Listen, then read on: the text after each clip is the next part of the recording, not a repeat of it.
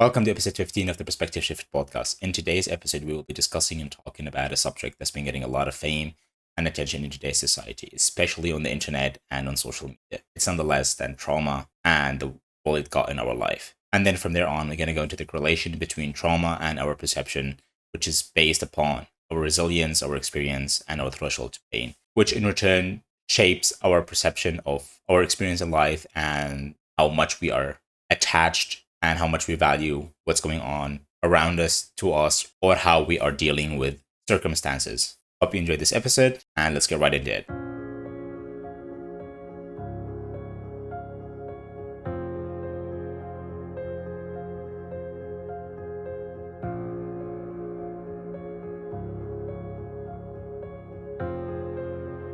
I'm a believer that trauma is a spectrum just like everything else. Without belittling anyone or anyone's experiences, I feel like there's traumas that are subjectively and objectively at the same time are a little bit more in the lower end of the spectrum, and some traumas are a little bit more in the higher end of the spectrum. By that I mean you've got traumas that are just a little bit more subtle, that don't affect your day-to-day life that much. And then you've got the traumas that are a bit more on the higher end of the spectrum, which are traumas that could cause you to lash out or, I don't know, affect your day-to-day life and your decision making and so on. Of course, not to forget that there's many different types of traumas that we don't need to get into them because that would take us to like 2 episodes probably. Nevertheless, like our experience determine how we define trauma for ourselves and how we kind of deal with it, or maybe even react to different things. But like trauma, just like everything else, has got a subjective definition that is based on your experience and on your perspective. And there is the objective definition of trauma that I believe is a little bit misunderstood nowadays. Yeah, I think this is where I wanted to ask you a question. Like, when it comes to the objective definition of trauma, like, when you face a traumatic event in the moment, you don't realize that you have experienced trauma in the first place. So, what makes something a traumatic event in the first place? I'm talking objectively here. Like, how would one define it? Like, oh, yeah, this was traumatic, whether it was a small trauma or a big trauma.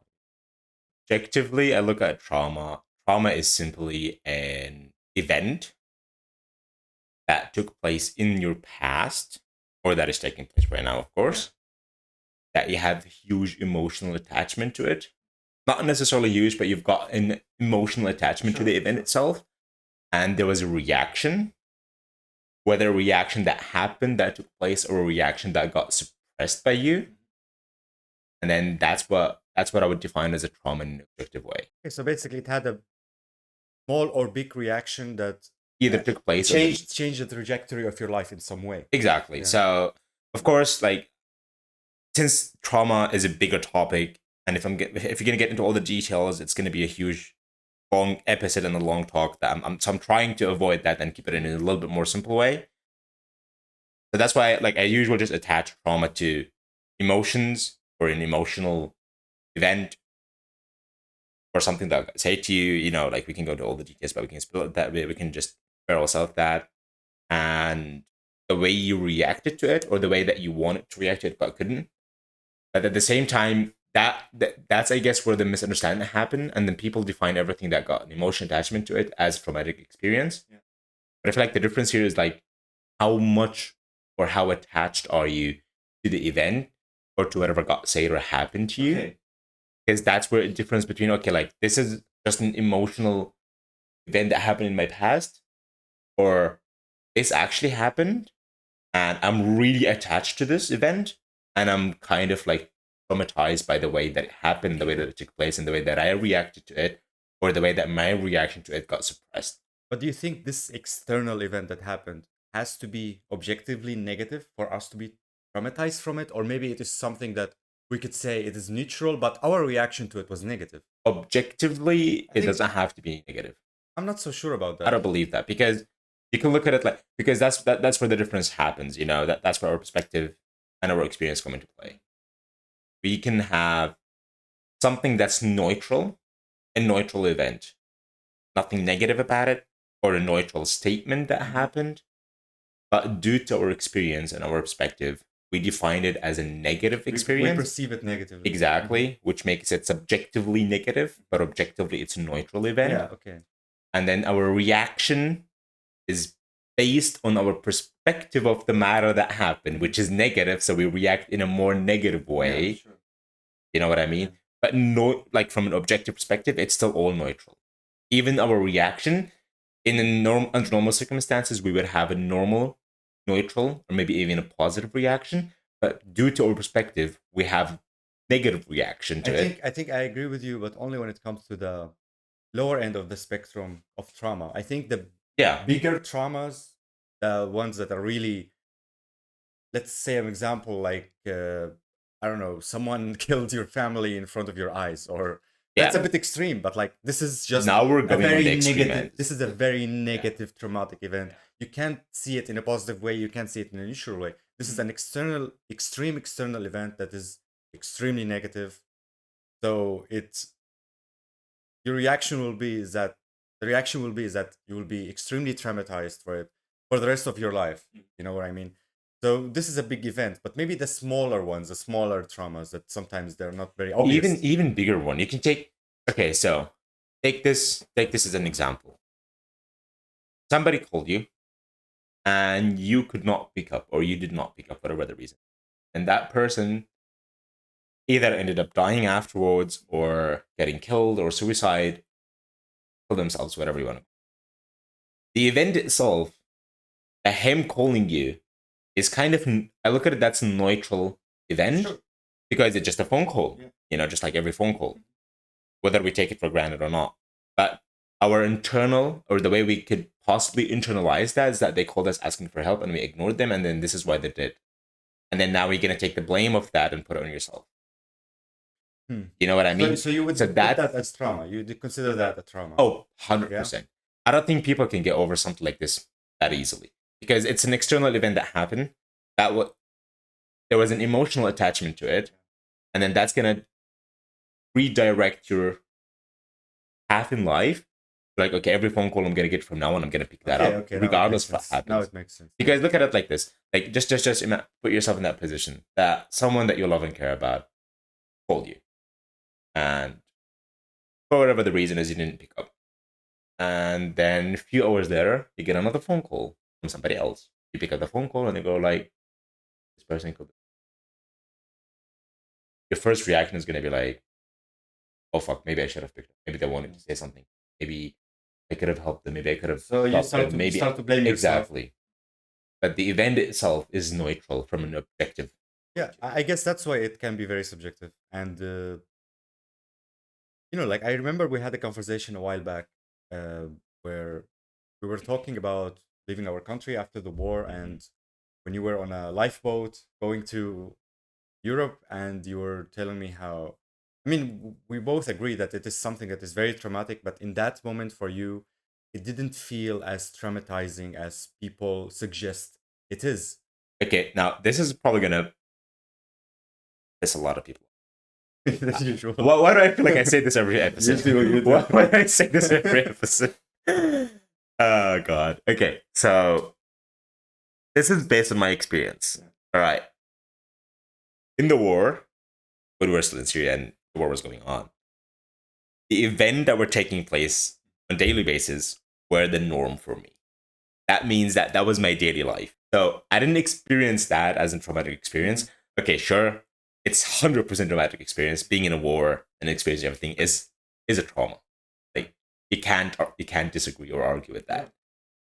But at the end of the day, when you are in it and you don't have that victim mindset or that victimhood mindset, it's not really traumatizing. Why? Because this is the norm. Like, okay, I'm used to waking up in the morning, and then I don't know, there's gonna be gunfires, there's gonna be missiles, there's gonna be bombs, there's gonna be this and this.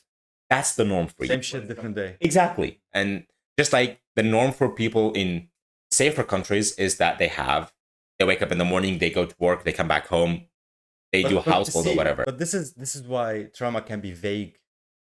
and subjective. I think this is the Oh reason. yeah. Like it didn't mean that this event didn't affect you, but based on your genes, based on your personalities, based on your past experiences, it might have affect you less than someone else who lived in the same circumstance. Oh, You know? definitely, definitely. If you're gonna go back to your experience of the boat, so like when you're Syrian and you want to get to Europe as a refugee, you have to go to Turkey, and then from Turkey you take those airboats, whatever you want to call them, and then get to Europe. And on that boat, and I've told this story many times before. Of course, I was younger. I was still a teenager. There was still that stupid mindset in it. I remember on the boat, I was just like reaching out to the water as if I was on like a yacht and just like, oh, look at this. Exactly. Yeah. We're in the middle of the sea and I'm just gonna have some fun. I'm just gonna enjoy it. And everybody was freak. I remember people were yelling at me like, "Why don't do this? It might too powerful." I'm like, there's over 1,000 kilograms on that boat. As if my 80 or 90 kilograms at the time are gonna affect this, you know. And I was just like playing with the water, and everybody was like, "What? How can you do this? And how can you do that?"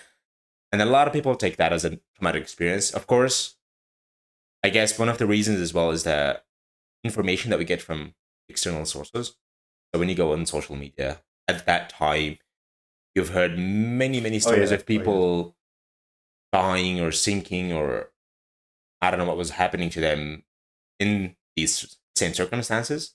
And then people get fearful about it. And so when they are in the moment in the boat or on the boat in the middle of the sea, their brains or their subconscious start memorizing, sorry, not memorizing, but start remembering what was shown to them on social media, and they start imagining themselves in those circumstances. And then that's when they start having this huge emotional attachment to the circumstances, to what's going on.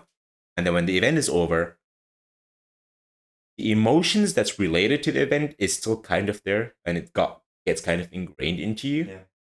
And then that's how you would define it, or that's why people review something like this as a traumatic experience. Sure. Like as we have already mentioned in the podcast multiple occasions that we both grew up in Syria. We had similar circumstances, but what for you felt not so traumatic at the moment for me was maybe more traumatic, and there are other situations where I feel like I didn't face any trauma back then. Other people would say they faced a lot of trauma, even Syrian people that we have talked to and everything.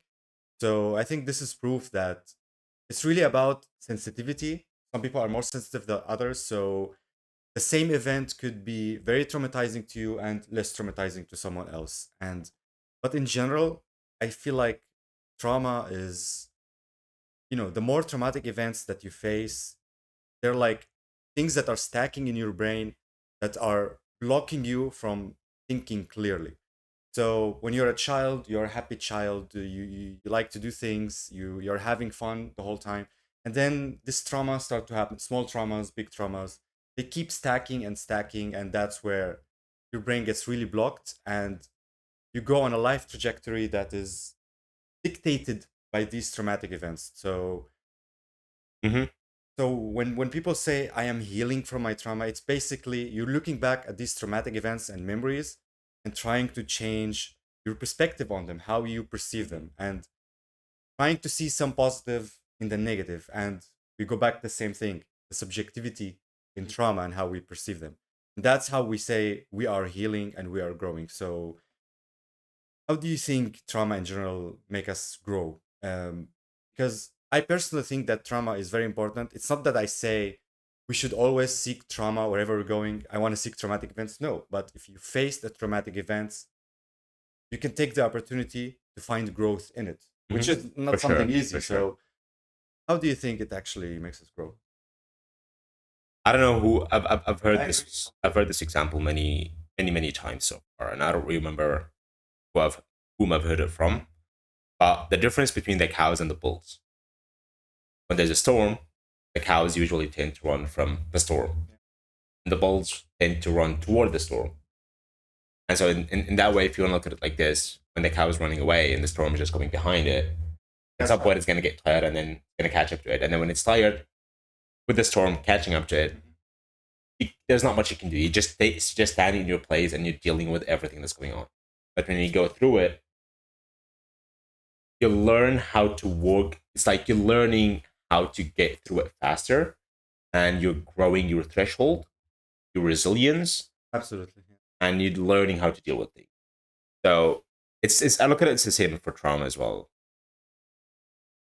How would it make us grow?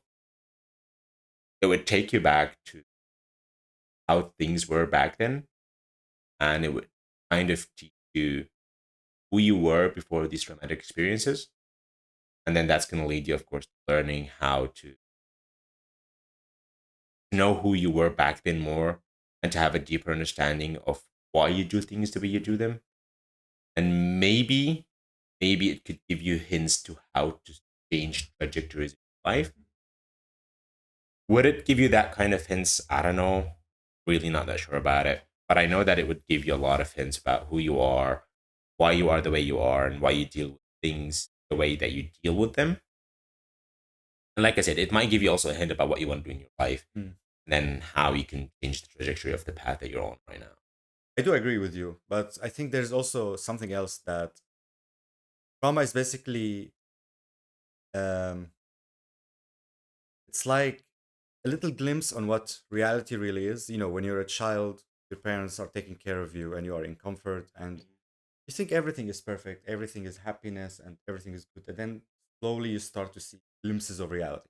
Someone is dying, someone is hitting someone, aggression, anger, these negative things that do happen all the time. That not only positive things exist, but negativity exists as well. Bad things will happen. And the more trauma that you have, the more view on reality that you get. And when you start to face traumatic events, you get shocked that, oh, how is this possible? This is the world I live in.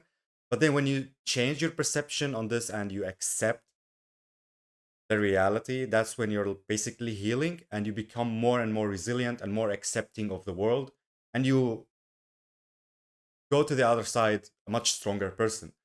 So that's how I like to see traumatic events, basically. Like imagine someone, I heard this an example from, I actually don't remember who who it was. Like story was based on person, but I don't really remember who it is. That he was living in a like basically in a palace, and his parents are just they don't let him leave. They don't let him go outside at all. And then at one night he would just sneak out and go see the world, and he start to see sick people, people dying, and dirt on the street and everything. I think Mark might talk about It's the story. I think so. I think so. I've heard it on his is podcast it at the least. Buddha? I don't think it's the Buddha. I just don't remember the character, but It's Buddha. It's Buddha. it's the Buddha, right? And then he was just shocked, like this is the world that I live in. This was hidden from me. I can't believe this is true. This is like so many traumas at the same time. He's just like looking at all of these events that are happening, and that's where he started to change and to realize what his role in life is. And I think this is like a good example to explain what I'm trying to say, that traumatic events are a glimpse on what reality really is. So Problem. Okay, it's not necessarily a problem, but what you just said about how traumatic experiences are related to reality got me kind of thinking in the way that as a kid, as a child, you're just pure, just want to experience the world, yeah, looking for something new to learn, you're looking for experiences, you're looking for exploration and adventures. And life happens, and by life happens, I mean traumatic experiences, reality hits you, you start noticing that the world is not how we imagine it to be. You know, as a child, we tend to think that because I love the world loves me. And because I love those people who are close to me, they also love me. That's how we tend to think. sure. And then when you grow up, you realize, okay, it doesn't matter if I love this person or not, they might not love me back. Yeah. It doesn't matter if I love the It world doesn't or go not. both ways. Exactly, the world might not love me back. And then we start building these self defense or self coping mechanisms that kind of block us from actually experiencing life. This is something that I'm coming to realize lately in my life. It's because, you know, as a child, you're more leaned back. And by leaned back, I don't mean you're not doing anything, but you're just more leaned back. You're You're not enjoying anxious. the You're not. ride. Yeah. You know, this is what life's doing to you. And this is something that you have to deal with, and then you're just exploring and you're just being adventurous and you're just laughing more and you're just having more fun, and then you become an adult, and then you have to, I don't know, it depends on the state and the age that you're in, of course. Then you start thinking that you want to heal your own traumas and work on yourself and improve and self-improvement and whatnot, the whole series of these things. And then you start getting hit more and more by reality and you start having more aha moments, more realizations, and this and that. And that kind of, even like when you heal, I feel like the process of healing your trauma can itself be traumatizing. Because you're going through all of these past events It's that you not were only trying to this. avoid. It's not only this. Remember, it's the fact that the things that you're learning right now are the things you're gonna have to unlearn later in life. It's always the rule. So like if you're healing the traumas from your childhood, and then you come to specific realizations of life, which I've seen in many people, in myself included, that right, this is what I've learned from my experience or from my past. I'm gonna try to deal with it differently. And then when you saying that, okay, I'm gonna deal with it differently, that's when it gives you a different circumstance of like a different reaction. That's gonna determine and work as sort of like a shield, like it's defense mechanism. That once an event, similar event happens, I'm gonna react in a different way that doesn't lead to this. And then you end up blocking the child inside of you, that the thing that people call inner child, which I don't know. I'm not a firm believer that there's an inner child. I'm just a firm believer that there's an inner you. That's a topic for another day. I want to talk more about this actually.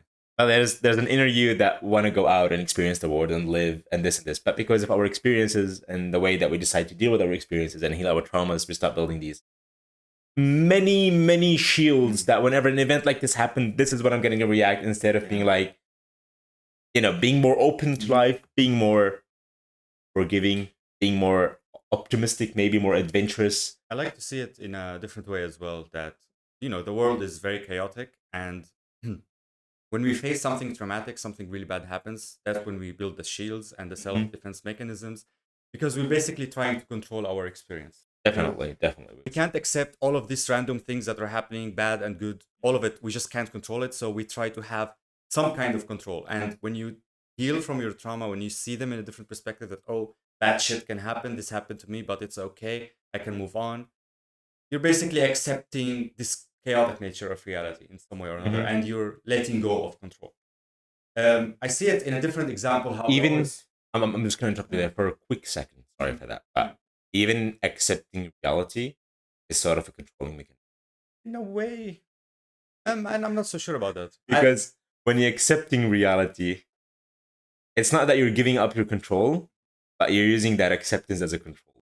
It could be. It could be. No. I like to see it in a different example. When we talk about psychedelics, how when you take acid or mushrooms, for example, and you're tripping, we tend to like to have control, and that's what makes us anxious from what's going to happen, because it's very random. A lot of things can happen, but you need to accept what is going to happen and let go, and that's when you lose the control and you lose the anxiety.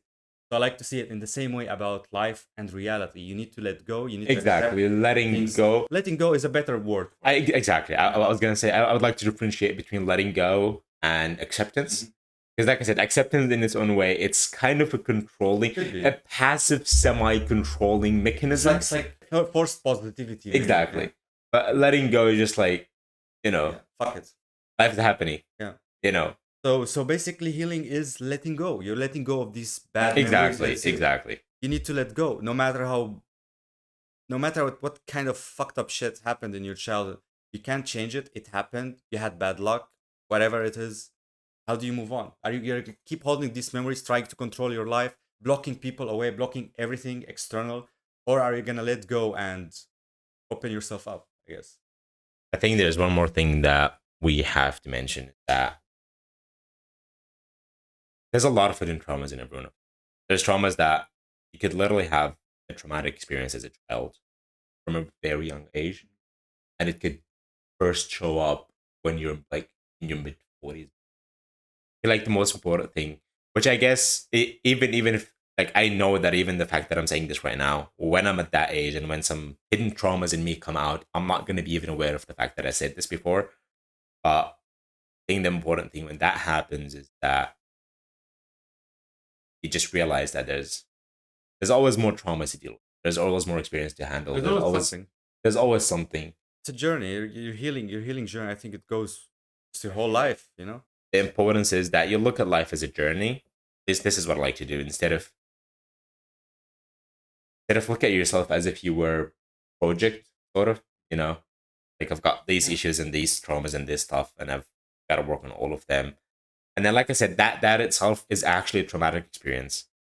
At least I believe that it could be a traumatic experience. It's also something like it's also It's part of the journey. control. It's a control in Yeah. some kind of sense that now I have to deal with this. Now I'm gonna fix this. Like fixing things in general is type of control. It's not about fixing things. About accepting things.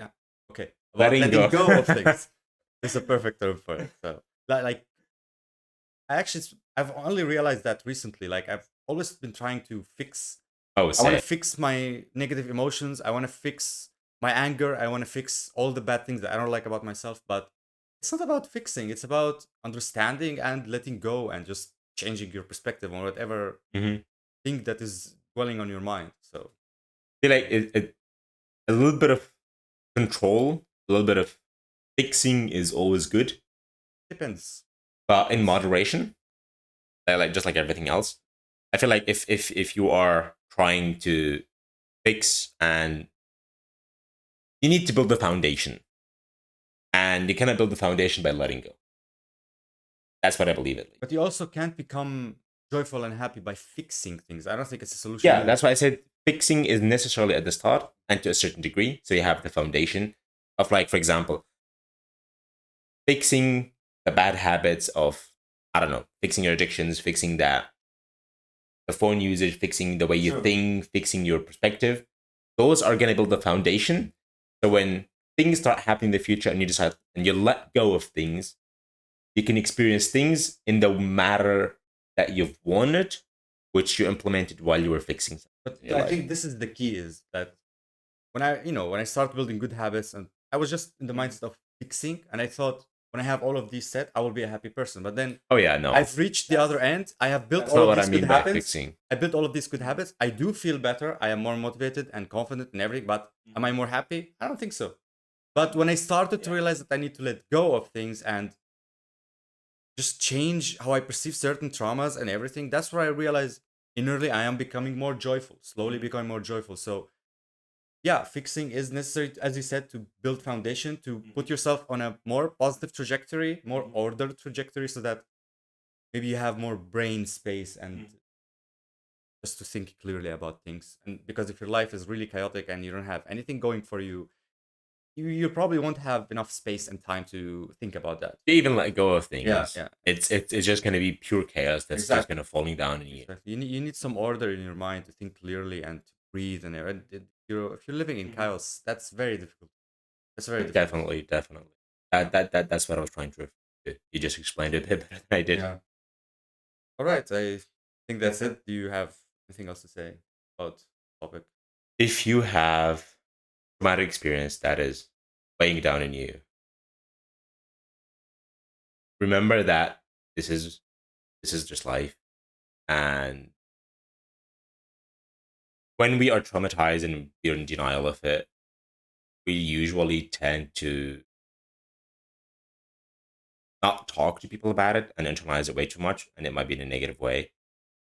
And then we try to also deny that there's people around us who actually care about us and would like to help us and be there for us. And we also try to deny that. Why? Because we're traumatized by a specific experience. Remember that there's people around you who care about you, and the only way is through. You can ignore your trauma for as long as you want, but it's always going to come back and bite you in the ass. And try to build up your courage slowly so you can talk to people around you. It doesn't have to be talking about the trauma. Just talk to them and just try to, I like to say, try to enjoy life, regardless of your experience and your perspective so far.